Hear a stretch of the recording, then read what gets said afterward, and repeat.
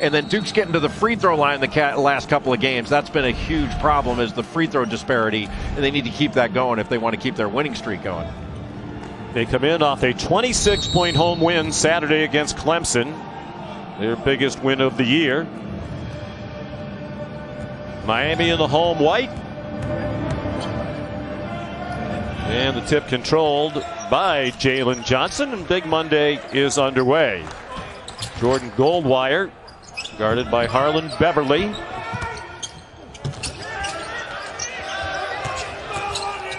Goldwire and DJ Stewart the backcourt. Hurt Johnson and Wendell Moore Jr. The front court. Duke turns it over. Saw the officials, Jeffrey Anderson, Mike Stevens, and Brent Hampton. And the starting five for Miami. They played almost all year, all but 2 games without Chris Lykes, the dynamic point guard, so Beverly fills that role. McGusty and Wong, their 2 biggest threats. They get Olaniyi back from a shoulder injury that sidelined him lately, and Anthony Walker. So with Olaniyi returning tonight, they now have 7 scholarship players. They lost at Wake Forest over the weekend with just 6 scholarship players in action. And the first shot of the game for Miami missed by Cameron McGusty. Wild scramble, and Duke winds up with it. Duke looking to Matthew Hurt early. They went into him in the post, couldn't find him after a switch on the first possession. But for this Miami team, they've really struggled against zone because they're a poor three-point shooting team. They're much better against man. That's what Duke started out in. And Miami does not shoot threes very well, and they don't defend the three very well. Jim Larrañaga said that's really been the biggest problem that they've had all year. Isaiah Wong fouled by Jalen Johnson. They had a chance for a 3-point play for Miami's leading scorer for the year. Wong averaging 17.4 per game, sophomore out of Piscataway, New Jersey. Actually, it was Anthony Walker who made the bucket, pardon me. All those things we said about Wong are still true. Despite all the injuries, Jay, and they're the key players, they have some notable wins. Purdue just moved into the top 25 today, and they beat Louisville, which was then ranked number 16. Yeah, that Purdue win really early, and Chris Lykes available for that game. And not having Chris Lykes, but so much pressure on this team, both offensively. Isaiah Wong has to be the leading scorer and play 37 minutes a game, but it also puts a ton of pressure on their defense to pitch shutout after shutout. That's a backcourt violation. Wong couldn't handle the pass from McGusty, so both teams a little sloppy here. We have 80 fans approximately in attendance. There's Chris Lykes, first team preseason All-ACC. Senior guard hurt his ankle, sprained an ankle in the second game of the year against Stetson. Has not played since. This is the 15th straight game he's missed. A little double stack low for Duke. And the shot wouldn't go for Wendell Moore. Beverly is a sophomore from Detroit, but played 1-year high school ball at Montverde Academy, the powerhouse here in Florida. Did well to get to the rim and then missed the left-handed layup. Coming off a 9-assist performance against Wake Forest.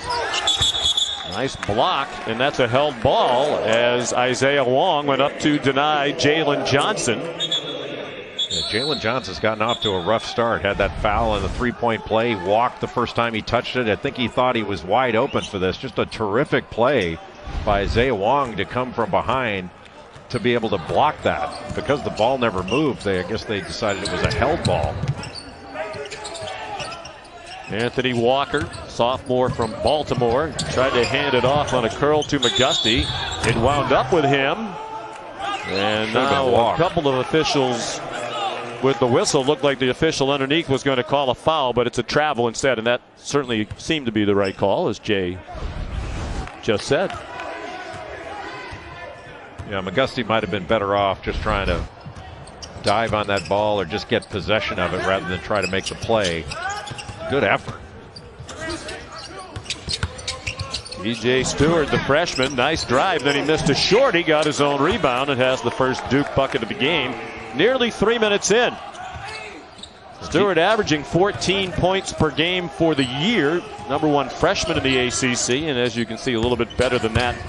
15 per contest over the last 2. He's a multi-dimensional scorer, and if you foul him, he knocks his free throws in. One of the best free throw shooters in the ACC, top 5.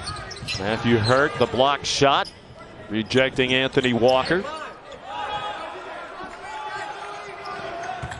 Now Jordan Goldwire, senior, one of their team leaders.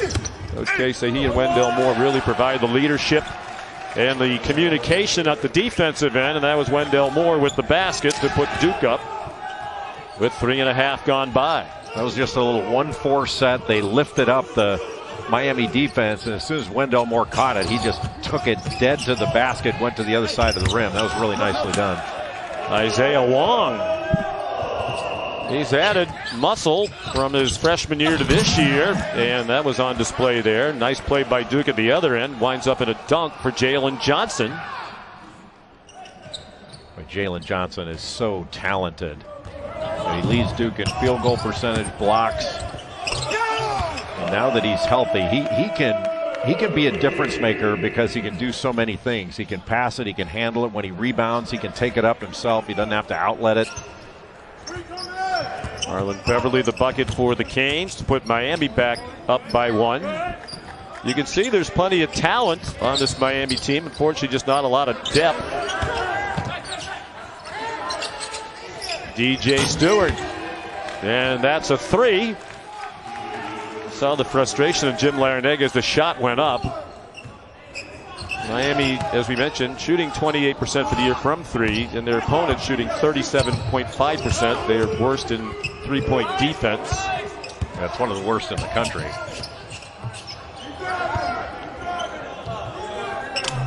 And that's a 3 right on cue. Elijah Olaniyi makes the shot.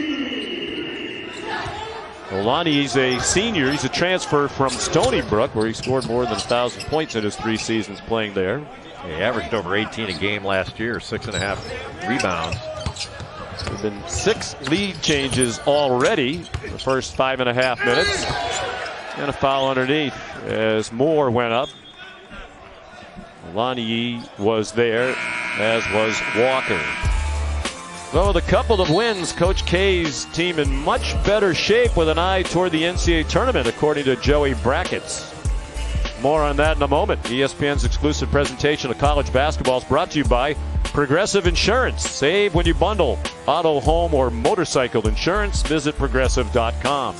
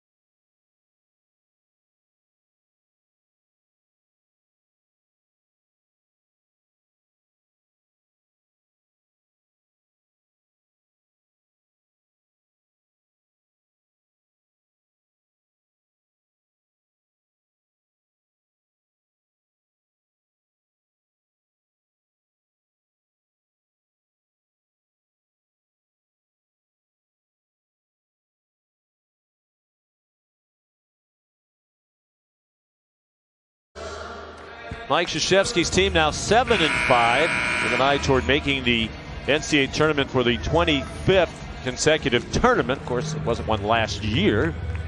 That's the second longest active streak. Kansas trying to make it 31 straight tournaments, and that 24 in a row for Duke is the third longest of all time. They weren't on Joey Brackett's radar until these last couple of wins, and he still has them in the next 4 out. Follow bracketology. There's the first 4 out, then the next 4 out. But Joey Brackett thinks by the end of the season, with their upcoming schedule and the way they're playing, they will be comfortably in the NCAA tournament. And I agree with Joey Brackett. Yeah, I mean, if you're projecting what they did the last 2 games is going to continue, that's really the issue. And this team is good enough to, I think they're NCAA tournament worthy given their roster. But you have to pile up wins. You understand the concept. 2 for 2 from the line for Wendell Moore. Isaiah Wong, the fadeaway. He is a really good scorer. He can create his own. And another automatic free throw shooter when you foul him. One of the most improved players not only in the conference but in the country from last year to this year. Matthew Hurt the miss. Mark Williams in off the Duke bench. He's a big reason why the team has played better, according to Coach K. Brought them some physicality, and he snatches the rebound. Off a career-high 11 points in just 14 minutes against Clemson. And that 26-point win Saturday for the Blue Devils. Duke's been loose with the ball. Goldwire had it slip away, and that's Wong attacking the basket again. Miami is getting to the rim. I mean, they are scoring points in the paint. Right now they're shooting well over 50%. I think they're 5 for 9. In fact, that 1-4 set again for Duke. And executed beautifully. Matthew Hurt the dunk. That 1-4 set, what it does, Sean, it lifts up the defense and it basically can eliminate weak side help or at least make it much tougher. But with this lineup in for Duke, it makes it a little bit easier for Nasir Brooks because he's had a struggle guarding stretch 5s and stretch 4s. And Mark Williams more of a low post 5. Lonnie the miss for Miami. Hurt just inside the arc. Rattles home along 2. Boy, Matthew Hurt, his shot fake is so effective because his jump shot, he's not one of those guys that has a big vertical on his jumper. He's almost Larry Bird-like, and he's just off the floor. But, man, his shot fake is so effective for that reason. He's got such shot credibility. Dusty couldn't finish, and then again, sloppy with the ball. Goldwire threw it away, then hustled back to take it back for Duke. Well, it's nice when you're that good of a defender, you can make up for a mistake that easily. And Hurt missed a 3. Lonnie the rebound. Where's the name? Abadoye on the back of his jersey. That's in memory of his mom, Ruth. That was her maiden name. She died of cancer in 2017 after Elijah's senior year in high school. There's a Duke foul. That'll get us to a break. On Mark Williams, his first. Isaiah Wong having a terrific sophomore season. Some good influences in his life. We'll tell you about the contract he signed with his mother when we come back.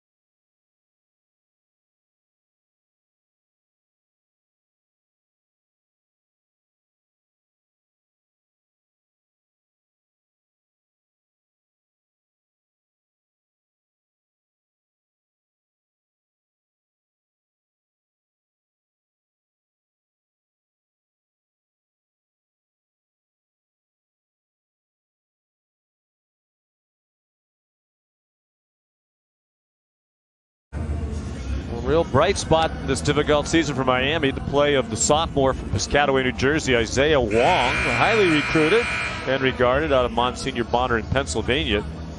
And back in the 7th grade, his mother, Lachelle, required him to sign the contract on the right of your screen. Among the things Lachelle addressed, keeping his grades up, his room clean, healthy eating habits, and if Isaiah did not follow the contract, he would lose the use of electronics. He would not be allowed to play basketball. Negotiations would have broken down in my household over the straighten up and make your bed thing. Boy, what a rebound by Nasir Brooks. Transferred in the game. Transferred in from Cincinnati, and he's a really good defender, but he's got a much better opportunity to defend in this game because he's guarding a more of a low post player in Mark Williams. Back and forth we go. 11 lead changes already. The freshman Jeremy Roach with the bucket. Duke missed its first 4 shots. They are now 7 for 9 since. And 7 for 13 from the game. You know, the part of that contract also you had trouble with is showering nightly. Clearly been something that has eluded you. Mark Williams active again. Spent a lot of time working with assistant coach Nate James, who works with the Duke big men. And you can just see the confidence growing. Well, Mike Krzyzewski had talked about Williams learning the physicality of college. You know, a lot of times for big guys in high school they're not allowed to touch anybody. So you're kind of having to learn how physical you can be without fouling. Cameron McGusty, the 3. Back and forth they go. McGusty, another 5th-year senior, played very well lately, especially nearly 17 per game over the last 3. He's the transfer from Oklahoma, played 2 years there, sat out here 1 year as a redshirt, and now is his 2nd year playing as a Hurricane. Galen Johnson, no. He's worked on that shot, but that's not really his shot now. A little Euro step to the hoop for Anthony Walker. And a timeout called by Duke. Nearly midway through the opening half, it's Miami by 4 in Coral Gables.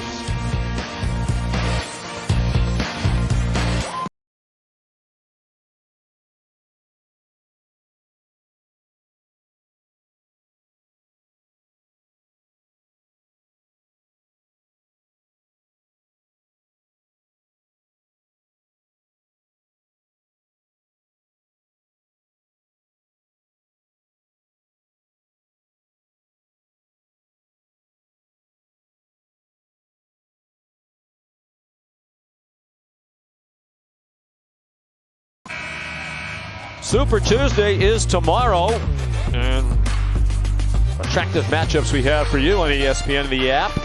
At 7, the game of the night in Austin. Number 6, Texas. Number 2, Baylor, still undefeated. One of the 3 remaining undefeateds in the country. Followed at 9 by 12th-ranked Illinois, taking on Indiana in Big Ten play. I was supposed to see Texas on Saturday at Kentucky for the Big 12 SEC, the Longhorns and the Wildcats, and the game was, I guess, canceled. They can't replay it. They're not going to replay it. But I found out I got the nicest hotel room I've ever had. I was in it for an hour and they called the game off. Not only did I want to see the game, but man, I had a nice hotel room. Well, we're all happy for you. Boy, Coach K is beside himself over this start by his team, and give Miami credit, but they just call a timeout and then they give up a turnover for a touchdown right there. I mean, Duke is sluggish to say the least in this ball game, and Miami has taken full advantage, and they played very well to start. Lonnie, the last bucket for a 7-0 run here for the Canes. And a block shot up high by Walker, and then Goldwire short with the floater.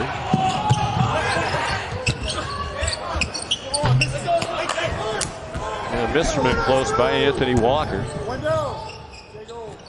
Yeah, everything right now for Miami has just been too easy. Hurt from the elbow. Well, Coach K was concerned about this game, and it wasn't lip service. You know, he talked about the talent, particularly Wong and McGusty. He said Jim Larrañaga is one of the great coaches of all time. He does a particularly good job of getting the ball to his best players, particularly when they're shorthanded as they are here tonight. And He wondered if his team would be ready to go, or perhaps feeling a little bit good about themselves after those 2 wins in a row following a 3-game losing streak. Matthew Hurt called for the foul for Coach K. Nasir Brooks on the glass has been a difference maker on the offensive glass. He got that first offensive rebound and dunk. That was almost instant replay right there, but for the foul. And if somebody doesn't put a body on him, he's going to continue to get offensive boards. That's what he does. He's a rebounder, shot blocker that can score around the rim. First foul on Hurt. Walker slipped and gets called for the travel. One of many players in Miami's missed time this year. He missed 4 weeks of preseason practice with a right knee injury. Sam Wardenberg is their leading returning rebounder. Hasn't played all year with a broken foot. Suffered back in October in practice when he stepped on a foot. Stewart, that's a long 2 for Duke to get them within 2. And here's a look at all of the injuries. Wardenberg, Likes, and Miller returning starters. Timberlake, a top 40 freshman. He's out with a shoulder problem. He's also had an ankle injury. Gusty, Alani, Gak, and Walker have all missed time. What a finish. Alani that was beautiful for him to go get the ball from Brooks, who had picked up his dribble and forced further out on the floor to be able to get a layup out of that. Really nice job by Elijah Alani. Speaking with Jim Larinaga, Jay, they had so much optimism when they started preseason practice with all 5 starters back, 4 of them seniors. That's a travel. Roach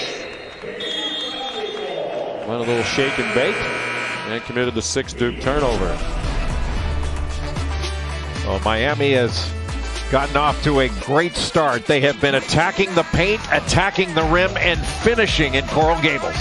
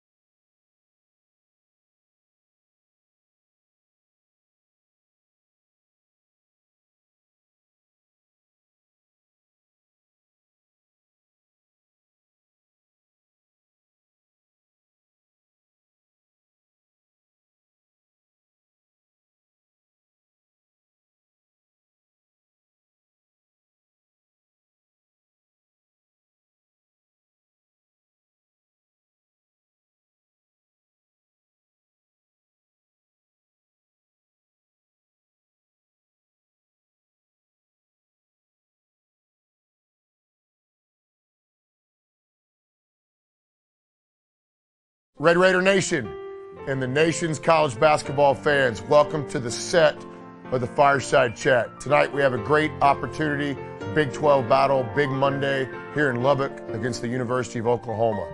their Hall of Fame coach, Coach Kruger, who has about 1 million more wins than I do. We're going to try to get 1 win here in Lubbock tonight. Hope everybody enjoys the game. Again, from the set of the Fireside here, hope everybody enjoys Big Monday tonight. Guns up. Back to you, Sean and Jay.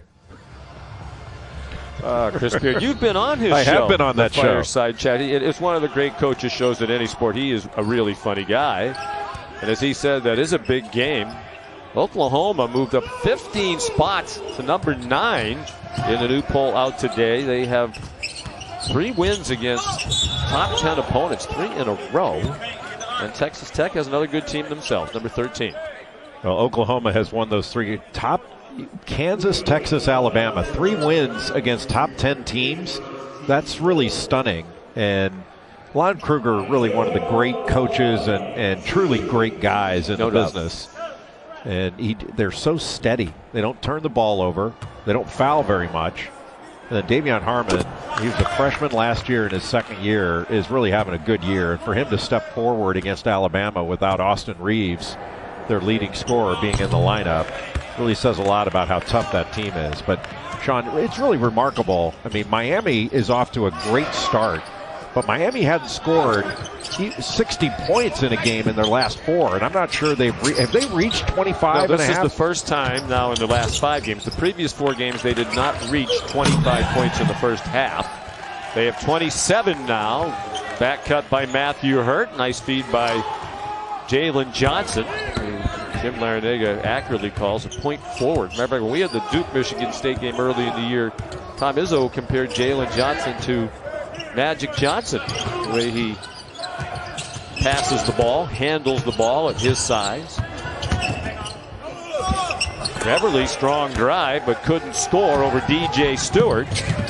Nice job by Stewart to stay in front and not foul. Another turnover. That's just weak with the ball. Surprising. 7 Duke turnovers, and Harlan Beverly made sure that Coach K's team paid for that one. 7 turnovers. It's a 6-point Miami lead. So Beverly's a guy who's played all year long. He would have been a bench player. He's been a starter because of the injuries, but Jim Larinaga told us he gets treatment on his back every day, and he's a game-time decision before every game. Got a herniated disc in his back, and he's been playing in a tremendous amount of pain, but playing through it. But it's really affected his shooting.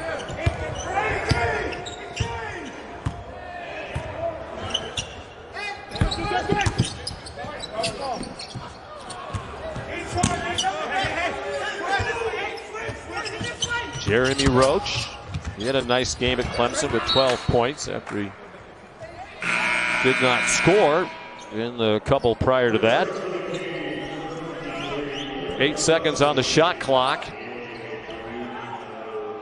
There's a lot of indecision for Duke in this ball game. Not only on the defensive end, but they've had some indecision on the offensive end. It's led to turnovers and led to some questionable shots. Tough fadeaway. Good defensive sequence there for Miami. And it's been 1 shot and out. There haven't been a lot of offensive rebounds for Duke in this ball game. Miami, even though the number's down, Jay, they still have talent, as we're seeing again here tonight. The question is, will they have enough in the tank? Second game in 3 days. It's probably going to play tonight with 7 or perhaps 8 men at the most. And a moving screen there at the top of the key on Nasir Brooks. His first foul. I think, Sean, to your point about the gas in the tank, I think that Miami's more likely to have some gas in the tank, given they've seen the ball go through the net a few times. I mean, it's so deflating when they've been shooting the ball so poorly. It's been so difficult to score, and it puts so much pressure on their defense. I think just having some offensive success early is going to give them a little bit more verve. Matthew Hurt with a long 3, well off the mark, and rebounded by Cameron McGusty.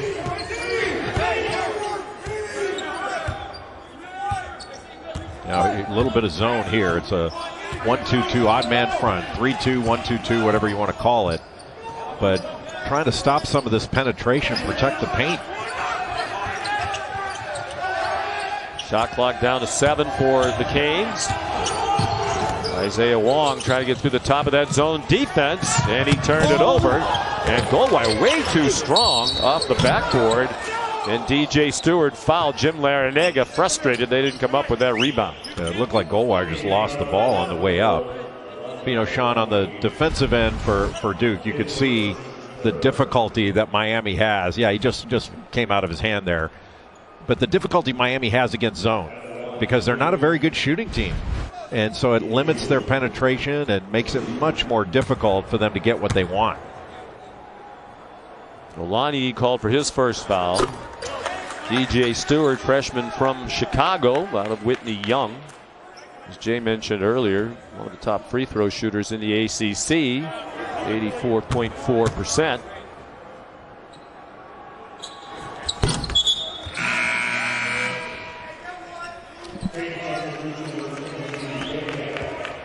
Here comes Deng Yak, 6'11" redshirt junior.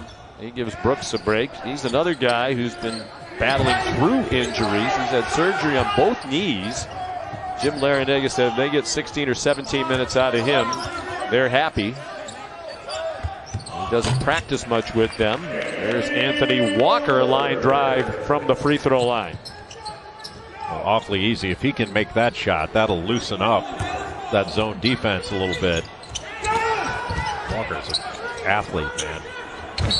Setting up inside, Wendell Moore, and he was fouled by Olani.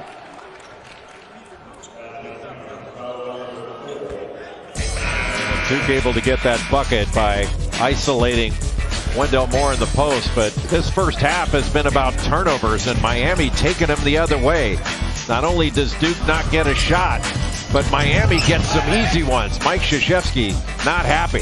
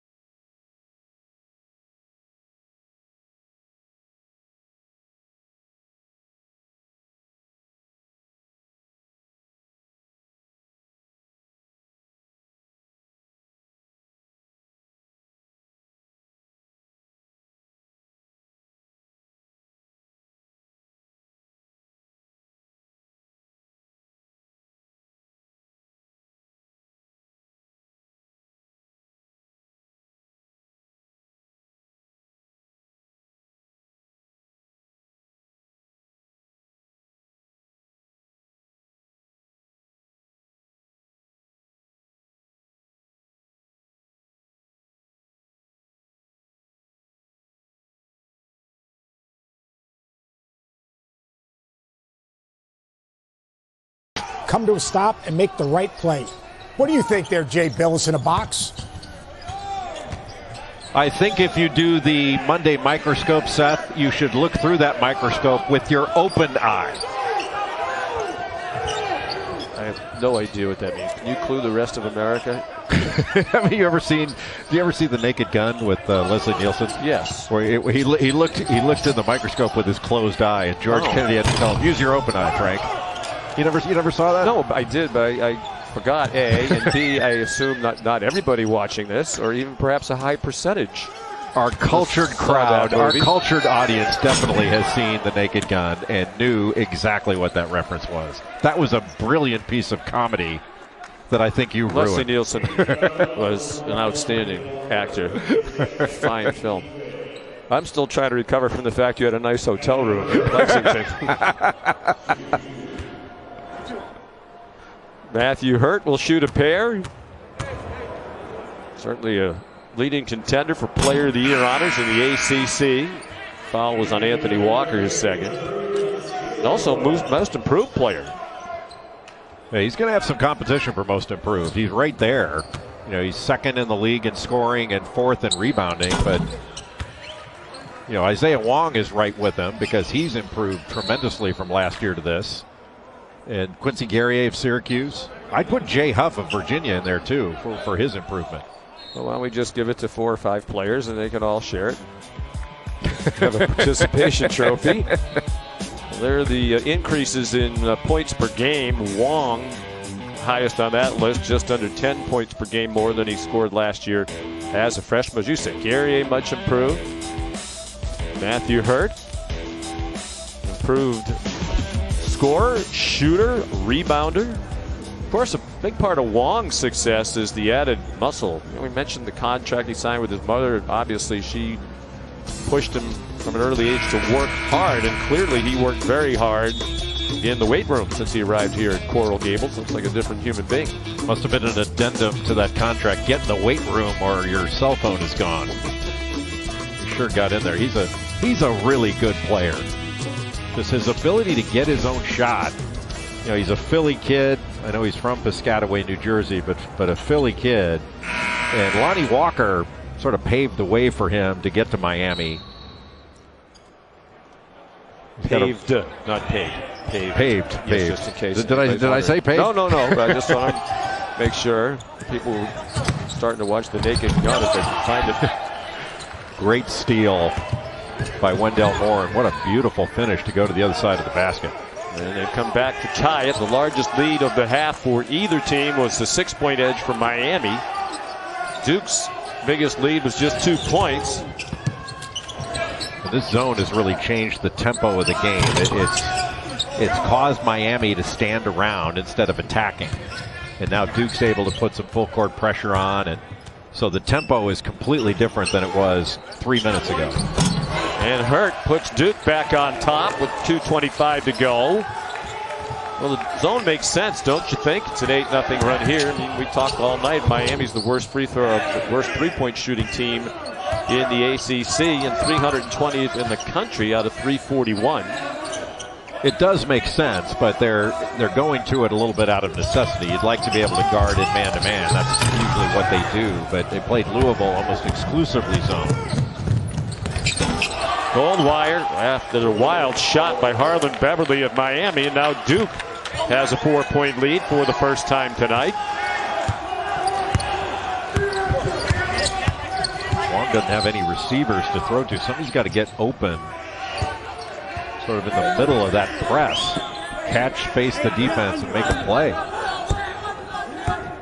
Now, all of a sudden, 4 fast break points for Duke. We mentioned out of the last time out, they hadn't had any to that point. Jim Larinaga with 2 traditional big guys in, Gack and Brooks. That's McGusty short with a 3. One of those big guys, Brooks, corralled the rebound. They need to just try to post this zone to occupy defenders. Good cut. That is way too easy. My goodness. And Dengak has the bucket, his first of the game. He's from Sydney, Australia. Born in Cairo, but lived there just a couple of months. Moved to Australia, then came here to this country in 2015 to play high school ball at Blair Academy in New Jersey. Goldwire the miss. Here's Gack again, called for the offensive foul. Wendell Moore stood in there and took the hit. First foul on Deng Gack. Just nobody picking up the cutter. Deng Gack just waltzes all the way to the basket, gets a little bounce pass from his fellow big guy, Nasir Brooks, and that is certainly not the way that Mike Krzyzewski wants his zone defense to work.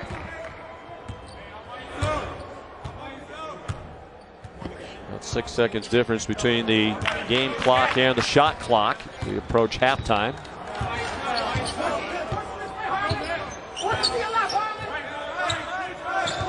Ten seconds to shoot.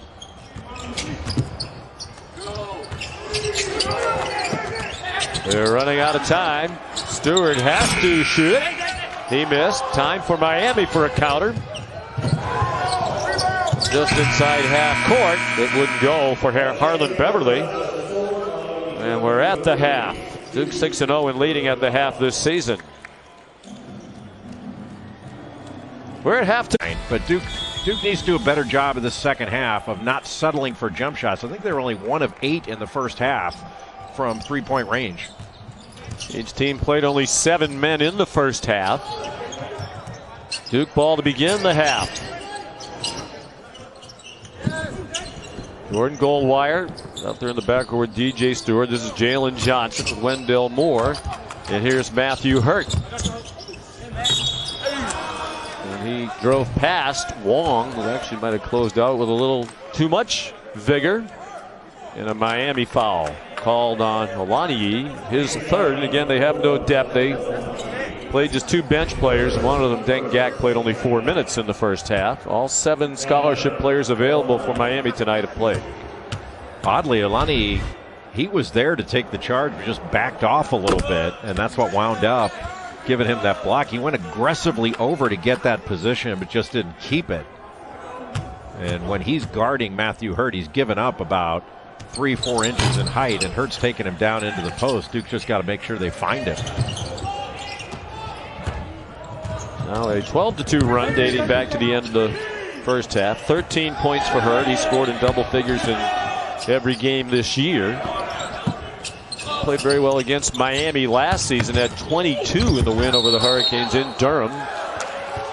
Johnson, nice defensive play, and apparently hit Olaniyi on the way out. He seems perplexed by that. Yeah, just a tough drive along the baseline. I don't know about that one. There was an awful lot of contact when he was going up. Johnson got his own rebound and scores, and here's the largest lead of the night for Duke now. 6 points. That also was the largest lead Miami had in the first half. Just shows Jalen Johnson his versatility. He can go down into the post. He can play out in the perimeter. He's the best in transition, at least to this point. When he works on that shot and extends that range out, it's just going to be awfully difficult to guard him. Well, Miami completely out of sync after they were so impressive for so much of that first half. They get a bucket from Olaniyi late in the shot clock. 9 now for Elijah. Olaniyi's just got a good ability to score. Just another turnover for Jalen Johnson. Way too easy. I mean, giving up these easy buckets. And Johnson's been trying to make some home run plays in this game instead of making the easy play. You know, trying to be spectacular at times instead of, you pile up some easy plays over and over again. That becomes spectacular. 2 minutes gone by, second half, a 2-point Duke lead. Goldwire the miss, and the tip wouldn't go for Moore. Moore has bad memories of their trip here to Miami last year. He broke his hand in their game here in early January, wound up missing 6 games. Duke won both meetings last year by double figures. They've won the last 4 against the Canes overall. This is the only regular season meeting between the 2 teams this year. Defense leads to offense. Beverly the lay-in, and Miami is back even. And 8 points for Beverly, sophomore from Detroit. Layup after layup, and Jalen Johnson tried to take that ball to the basket. He took it against multiple Miami defenders, but he didn't take it strong. Not only did it get blocked, he didn't give himself the chance to get fouled. And that's just a function of youth. Good fake by Wendell Moore. He goes all the way down the lane to score. Wendell Moore has struggled from the three-point line this year. He's shooting under 30%. And that's just one of those scouting report things. You cannot leave the floor when he makes a fake. As Leslie Nielsen might say, if you did that, you'd be playing with only 4 men.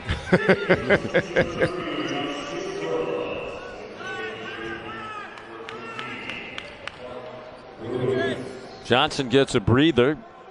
He missed 3 games with a foot injury.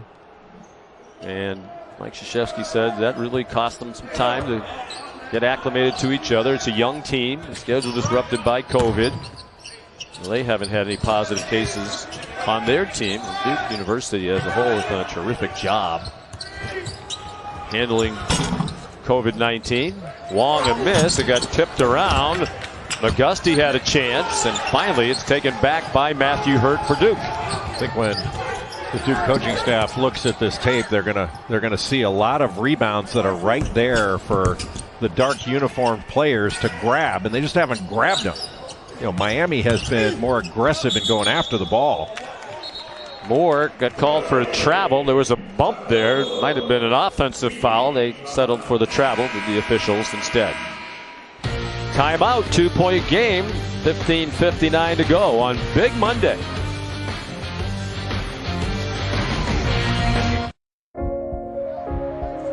No matter which shade of blue you bleed, this rivalry is the very best that college basketball has to offer.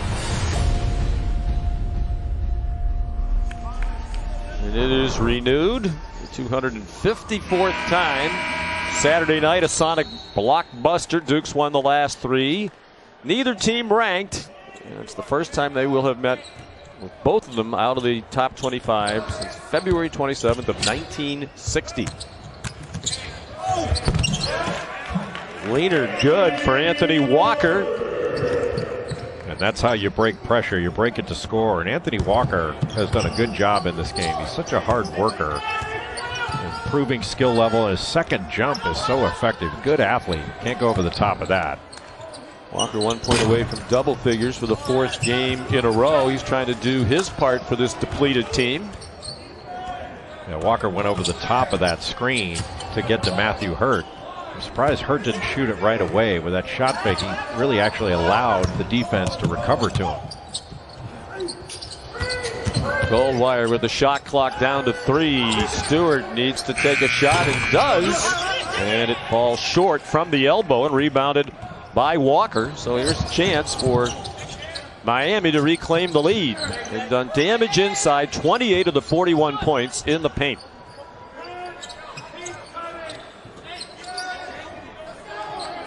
Got to get Isaiah Wong involved. He hasn't had a shot attempt in a while. McGusty just had it thrown back at him by Mark Williams. DJ Stewart short with the layup, snatched by Anthony Walker. Tried to go with a little Euro step. There's just not a strong move in transition.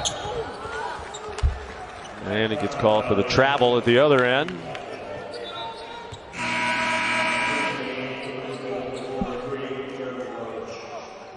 You get so few really great opportunities in transition. You have to be able to come away at least with getting fouled, to go to the rim strong. And DJ Stewart didn't do it on that last attempt.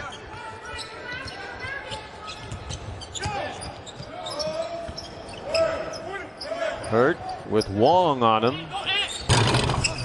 And the 3 wouldn't go for Jeremy Roach. Home run pass off the foot of Walker. Did well to run it down right in front of the Miami bench. Yeah, Miami's just quicker to the ball in this game.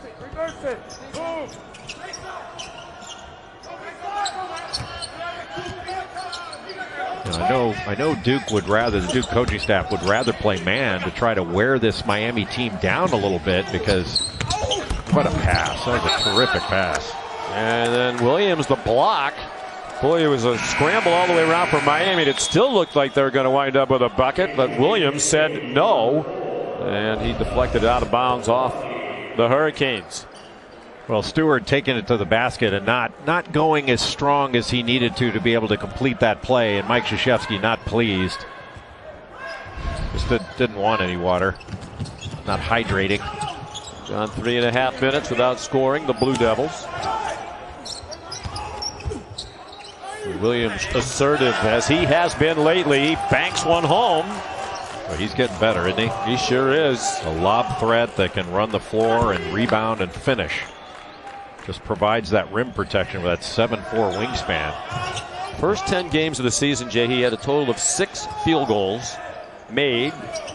He has 7 in the 2 games prior to tonight. That's Georgia Tech and Clemson. Well, that was pretty close. He got that at the apex, because if that would have been one click further, that would have been a goaltend. Actually close to it. 3 blocks in limited playing time. Out of bounds, last touch by Moore of Duke. 5 seconds to shoot for Miami.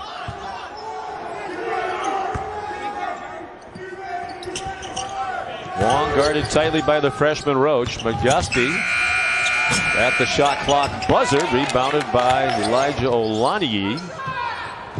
Ooh, dangerous pass. Made it to Wong, and it sets up McGusty for 3, and the Miami lead.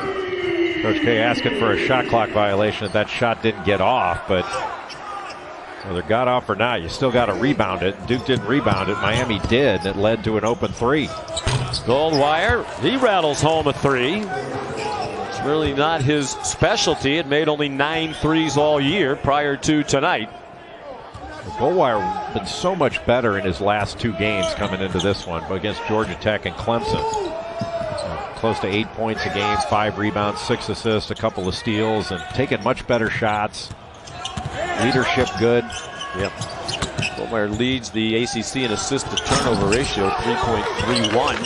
Olaniyi had an offensive rebound, it seemed, for a moment, out of bounds. It'll be Miami ball when we come back.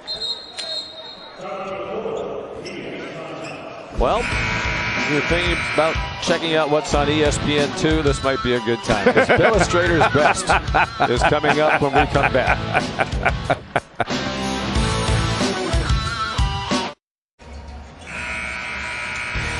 And it is time for everybody's favorite, the Illustrators Weekly Awards. Acclaimed internationally, the team of the week, the Oklahoma Sooners.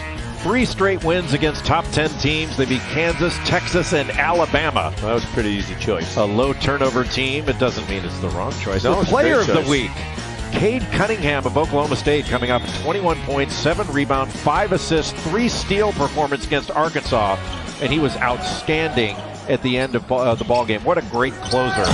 And the blue-collar player of the week is Terrence Shannon Jr. of Texas Tech. The lefty had 23 points, 10 rebounds, and 2 steals in an incredible comeback win over LSU. And I'm not sure he's been on the fireside chat with Chris Beard. I have, and it was the highest-rated fireside chat in history. Anthony Walker hit a 3 during the filibuster, and Miami has the lead. Do you have any documentation that that was the highest rated Coach Beard fireside chat in which you were the guest? Just the Nielsen ratings. When was that? It was earlier this year. Oh, this year? Yeah. Well, it was December. This season, I should say. It was technically last year.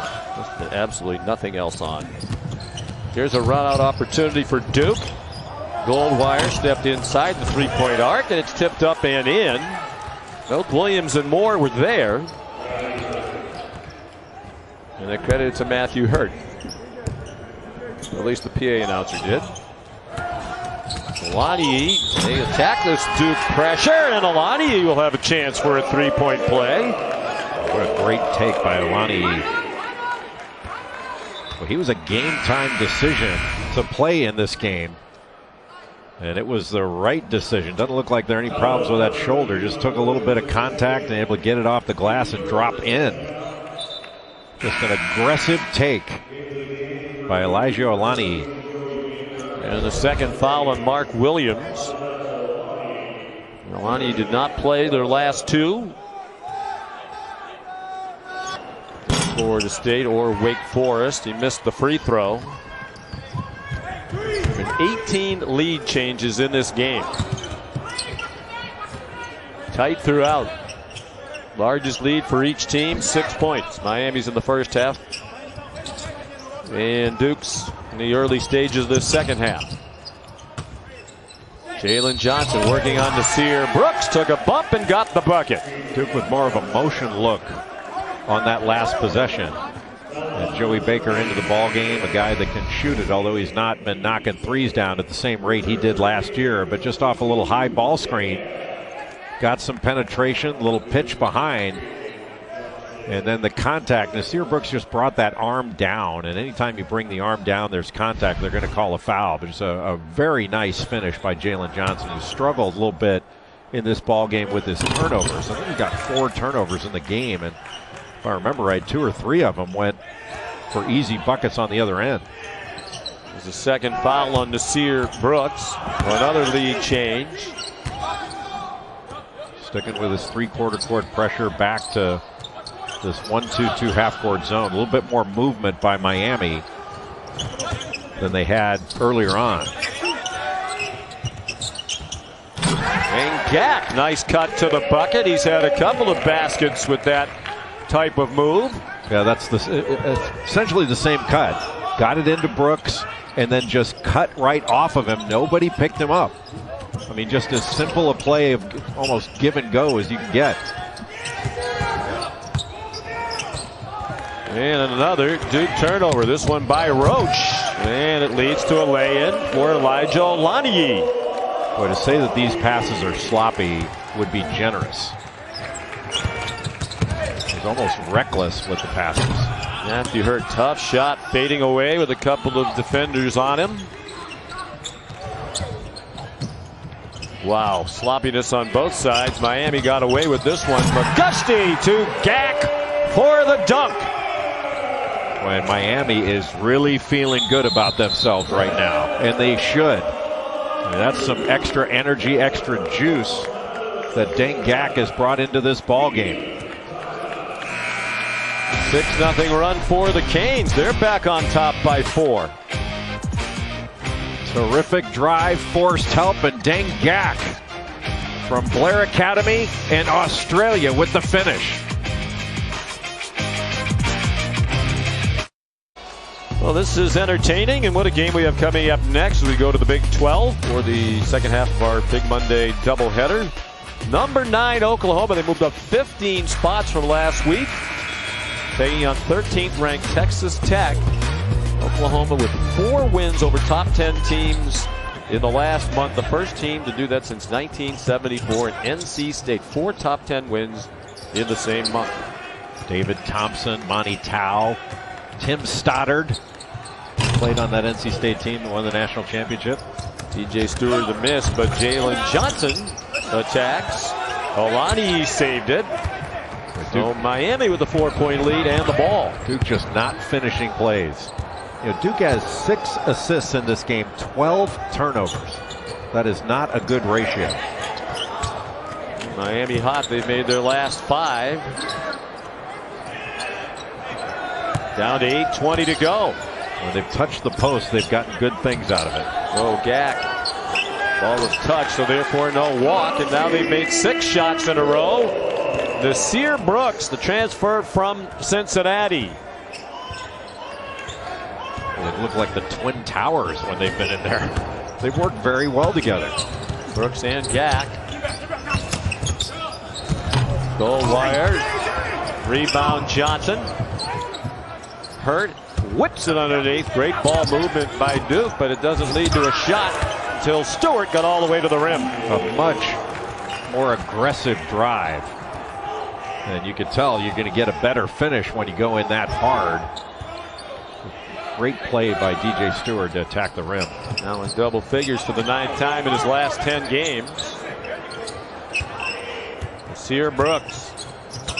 One-on-one on Matthew Hurt, but Johnson was lingering, and McGusty got called for travel. DJ Stewart is the leading freshman scorer in the Atlantic Coast Conference. The ball flying all over the place. The drive off the closeout. Eyes on the rim and the finish. Big difference. Taking on cruise control. Back to Sean and Jay. With efficient on both sides before words. Matthew Hurt. Step back. They say that's a 3. And it's a 1-point game as we approach 7 minutes to go here in Coral Gables, Florida. We talk about efficient with his movements. Matthew Hurt is such a good shooter. Got a quick release. Just pure. Just the third 3 of the night for Duke. Miami, worst 3-point shooting team in the conference, has made more. They've made 4. And that's another 3. This one from Isaiah Wong. He's their team leader in 3-point field goals made. Came into the night with 29, and that's his first make on his first attempt tonight. When Miami's getting it along the baseline or into the post and passing out of it, they're getting whatever they want. They got it down to Brooks behind the defense in the short corner, kicked it out, and got a wide open step-in 3 from Wong. Miami, team that has to be a little weary, still very active on defense, reacting to every pass, forcing some tough shots. Wendell Moore made the deep 3 for Duke. Well, Wendell Moore having a good game. 6 of 8 from the field. He hasn't missed a free throw. 16 points, 5 rebounds in this one. Alani, and all of a sudden Miami is a 3-point machine. Miami shoots 28% from 3 on the season. That's last in the ACC, 323rd in Division I. And they're knocking shots down in this one. And Alani for the year, a 19% 3-point shooter. He's made 2 tonight, 8 for the year. Stewart took a bump, no whistle, kept it alive. It was poked away from Moore. It'll be Duke's ball with almost, well, they take the shot clock now back to 20. For a second, it was at 29. Whenever I think about, 3-point shooting percentages, not guarding 3-point shooters that don't, or shooters that don't shoot well from 3-point, I always think of what Judd Heathcote told to Mark Few one time when Mark Few says we're going to back off this guy because he doesn't shoot it well from the perimeter. And Judd said, do you ever think that's because people are getting a hand up? That's right. He doesn't shoot it well because they're guarding him. You saw the blood trickling from, looked like above the eye of Yasir Brooks, so he's getting patched up. And there's a Miami foul. Well, Yasir Brooks has had a good game in this one. I guess you could say he's been cooking. Well, Jim Larinaga told us today he is a budding chef. He took a cooking class, and apparently the professor emailed the basketball folks, the academic advice, to say he is an outstanding cook, to the point now where Nasir is pondering a future as a chef. The 7-foot chef. That doesn't look that healthy. Looks good to me. Yeah. But we're told he's an excellent chef. McGusty missed a floater. Would have given them a 6-point lead to match their largest. We're under 5 minutes to go.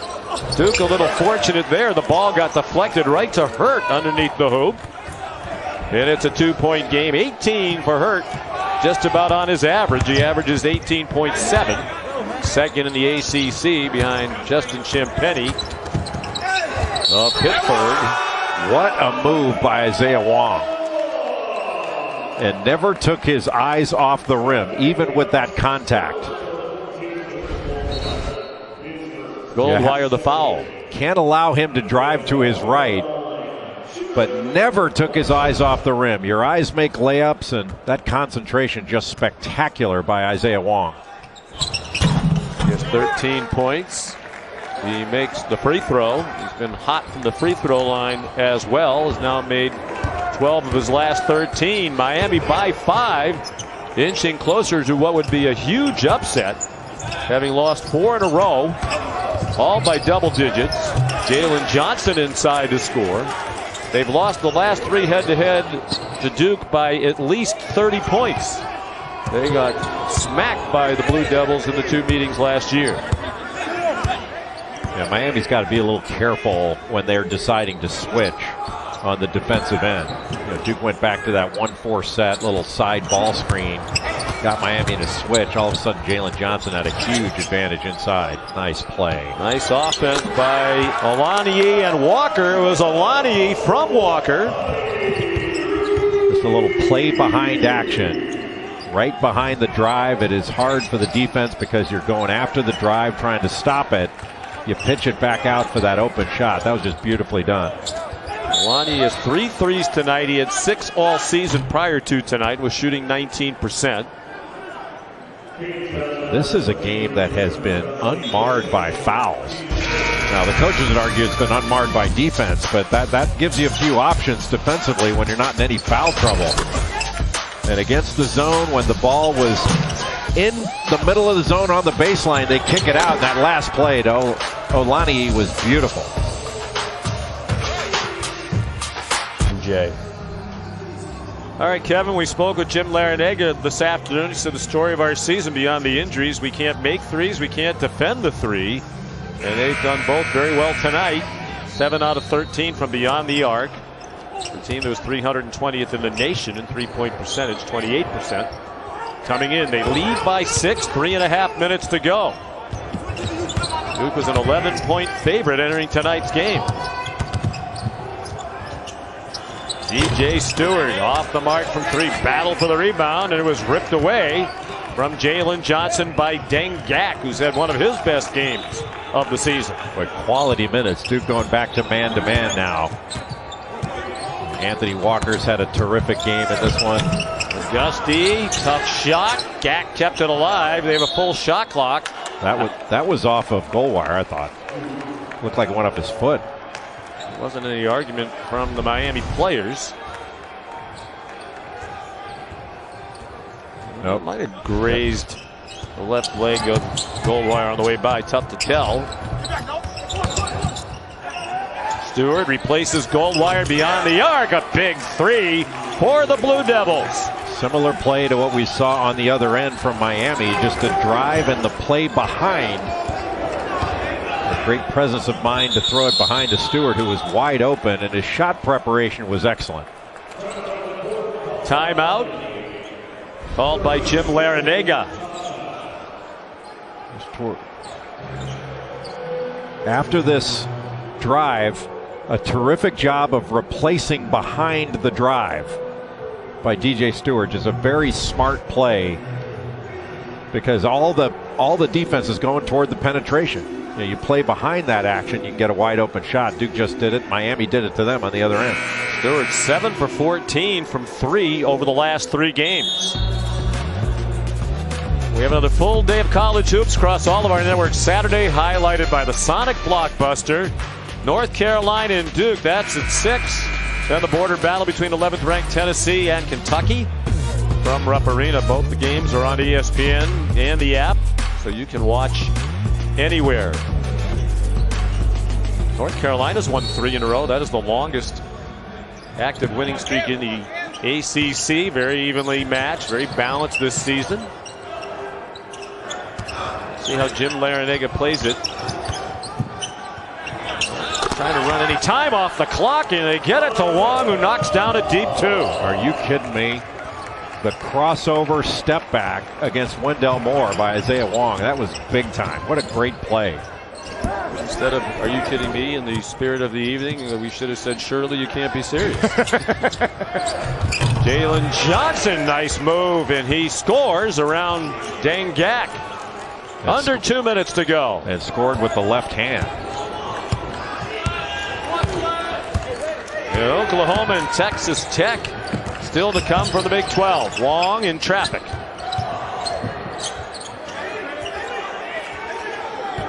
I think you want to get it back to Isaiah Wong here. Let him make a play.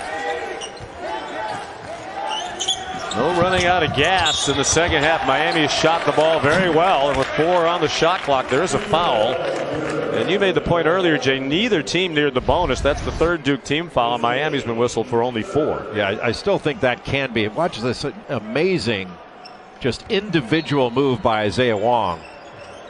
And then Jalen Johnson going over Deng Gak with the left hand on that drive. Just a pretty finish. Second foul on Moore. I was going to ask you think Miami should try to shorten the game and run some clock, and it seems that they are. Gak, nice pass. Olaniyi fouled as he got hurt up in the air. Deng Gak at 6'11" has become a playmaker in this game. And how about the game that Olaniyi has had? I mean, he's got 19 points. He's gone 8 of 10 from the field in this one. And 19 is a Miami career high. He had more at Stony Brook in a single game, but his previous high at Miami was 15 against Louisville. That was in their huge win, surprising win against the Cardinals. That free throw rolls off. Hurts fouled his second. Brooks with his eyebrow patched up. Places Gak. Huge free throw here for Alani, trying to make it a 4-point game. And he makes the second. Now Miami has a couple of fouls to give as well. So you don't want to let Duke, you don't want to foul, but you don't want to let him have anything easy either. Jalen Johnson powers his way to the bucket again. Brooks backed off. Duke brings pressure as we tick down to 1 minute to go. Miami with a 2-point lead. Alani having a huge night, bumped on the drive. The bucket doesn't count. It'll be the 5th Duke team foul. And it's on Moore. Johnson, another really good drive, and Nasir Brooks doing a good job not fouling, putting some pressure on it, forcing the finish. You know, right now Duke can be really aggressive in going after steals. If they foul, it's just another, taking the ball out of bounds. Gave the foul to Stewart, his first on DJ Stewart. These two veteran coaches, Mike Krzyzewski in his 46th season as a head coach in college basketball, 41st at Duke. Jim Larrañaga, 37 seasons as a college head coach, his 10th here at Miami, trying to avoid the 3rd straight losing season after a terrific run in those first 7 years. There's starting to be some mumblings with all the losing, but they've had overwhelming injuries. And he also points to that FBI scandal when Miami was mentioned, and then it came out that they didn't do anything wrong, but that really set back their recruiting for a while. There's a big bucket by Walker. 4 games in a row in double figures for Walker. Prior to that stretch, he had been in double figures in 4 for his entire career. What a block by Brooks. That's why he was put back in the ball game, to protect the rim. Out of bounds, the officials confer. I think the Duke players might have sold Michael Stevens on that call. Well, it looked like it went off of Wong's leg, but they get to look at it here. They can take a look at the replay to see who it went off of. This would be a huge turnover. The ball in a 4-point lead with 44 seconds to go. Ball was knocked away, and I thought it went off. Well, maybe you're right. Maybe it did go off of Wendell Moore. Pretty clearly, I think, there. But the Duke players very animated trying to steal the call. That's off his left thigh, and then it doesn't touch Wong.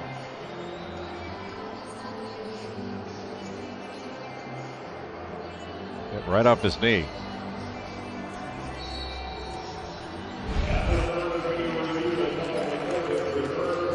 Yep. Officials got it right. That was pretty clear on the replay. Didn't take long. So here's the situation you mentioned, Jay, about the fouls. Duke still has a foul to give, so you go ahead and foul now? Well, I think you go after the ball now, but not worried about a foul. You go try to get a steal, initial trap, and then if you foul, they take it out again. So there's really no downside to foul. It's not like you're giving up free throws. You just go after the ball. Alani, it's 2-on-1. He attacks, and Johnson gets called for the foul. Boy, a little surprised that Olani went to the basket rather than pull it out, make them foul you, and take the ball out of bounds again. Because right now the clock with a 2-possession lead, the clock is your enemy too. But it looked like as he started to cup it, the ball might have been coming out of his hand. He got bailed out. 78% for the year, just 1 out of 3 tonight. And some big misses by Olani. Saw him shake his left hand. It's that left shoulder that kept him out of the last couple of games. You wonder if that's impacting the free throw. He's had a career night for Louisville. He's frustrated. He made 1 out of 2. Duke in a heap of trouble now, down by 5. 40 seconds to go. Don't have to have a 3. They get a good look at one from the wing from Stewart. Goldwire got it back. That's a bit of a force. And it's 2 Duke players there to bat it out of bounds. 29 seconds to go. And Duke down by 5. And Coach K wants the foul to send them to the line for the 1-and-1. They don't foul quickly, and some time comes off. That last possession by Duke, they did not need to have a 3. You want to get the ball to the rim because Miami doesn't want to foul. It's a 2-possession game. Get it to the rim, get a quick score, extend the game. 3 fouls now on Matthew Hurt. Walker will shoot a 1-and-1. He's 1 for 1 from the line tonight. 64% on the season.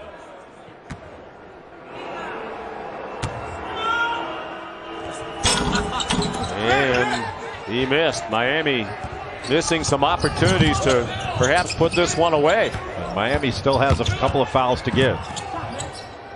They'll want to foul a 3-point shooter. Hurt got Walker in the air. Now the question was it a 3-point attempt or was he inside the line? It looked like 3 to me. Wow. Yeah, that's a bad mistake. It's one thing to foul, make him take the ball out of bounds, but Walker leaving the floor on that little fake. And we talked earlier about the shot credibility that Matthew Hurt has with that little shot fake. But in that situation, it's just a question of discipline. You cannot leave the floor in that situation. Just can't do it. Makes the first of the 3.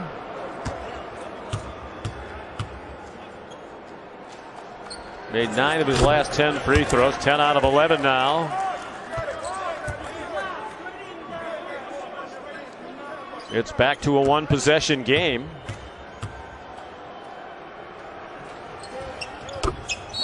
All 3 for Matthew Hurt.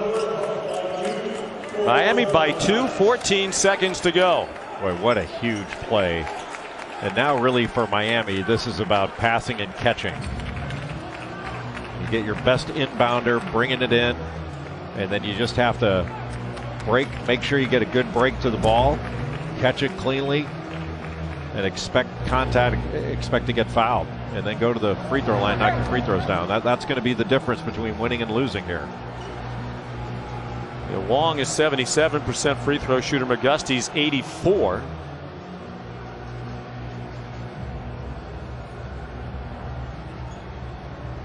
Next Tuesday on ACC Network, a college basketball triple header starting at 4:30. We'll see this Duke team hosting Notre Dame at 6:30. Syracuse and NC State, a rematch of a game played last night, won by the Orange from behind. Finish off the night, 2 of the best teams in the country, Florida State and Virginia Tech, all on the ACC Network. That is 1 week from tomorrow night.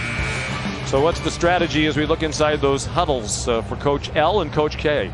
Well, you can run the baseline, so you just want to get the ball in cleanly. I know that sounds simple, and you certainly don't want to get the ball into the coffin corners. So catch it out of the corners. But this is, it's simple. It sounds simple, but this is about passing and catching, and getting a good break on the ball. If you're going to set any sort of screen, making sure you do everything cleanly and just get possession of the ball and expect contact, expect to get fouled. Miami has really hurt itself with free throw shooting. The Canes have missed 3 of their last 4. They're 3 out of 7 from the line in this half. Now Miami can run the baseline. They've still got 1 timeout. So Cameron McGusty's going to be taking it in. With Jalen Johnson on him. At 6'9". They get it in to Walker. Then they come to foul him. It'll be a 1-and-1. It's only the 8th. The double bonus kicks in at 10. 3 fouls on Wendell Moore. And now Walker 1 out of 2 from the free throw line tonight. As Jay said, the last time he went to the line, 64.4% for the season. Coming in. If I were Miami, I'd put guys on the free throw line here and go after the rebound. You don't have to worry about a foul. You got one to give. That one's big. This one's huge. I would not let Duke get a clean shot off here. I would be prepared to foul him. Let some time come off while they're bringing it up. But as soon as they do bring it up, foul him. 2 huge free throws by Walker. Having a mammoth night. He has 16 points. The average is 8 per game. Well, he's had a terrific game, and Olani's been great. What an effort by Miami in this one. Hurt. Tries a 3. Tipped in by Wendell Moore. And a timeout by Duke with 4.9 to go. That's one of the reasons I would have fouled. Is you foul, make them take even more time. You know, that was too quick. Yeah, you have the foul to give. Why not foul? You don't want to foul with 3-point shooters. We just saw a moment ago. No, you'd foul them bringing the ball up, right. make them inbound it start again. Over. Yeah, and start over.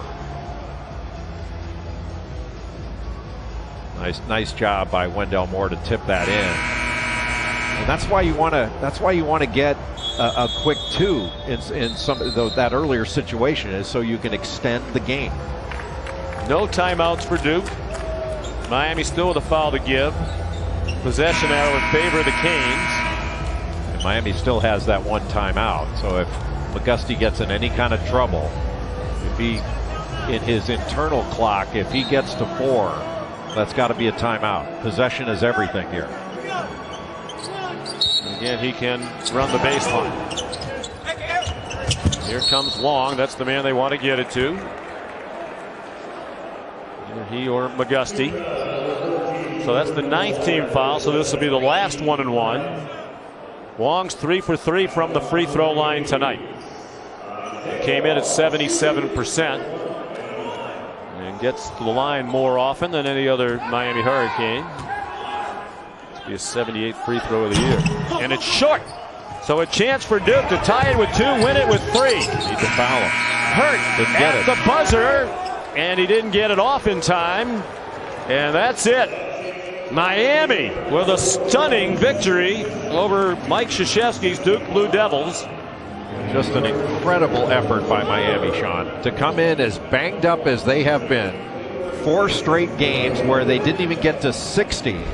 And were beaten by an average of 16 in those 4, to come into this game and pull off this win. What a tough group. That wouldn't have counted even if it had gone in. And Jim Larrañaga now 6-7.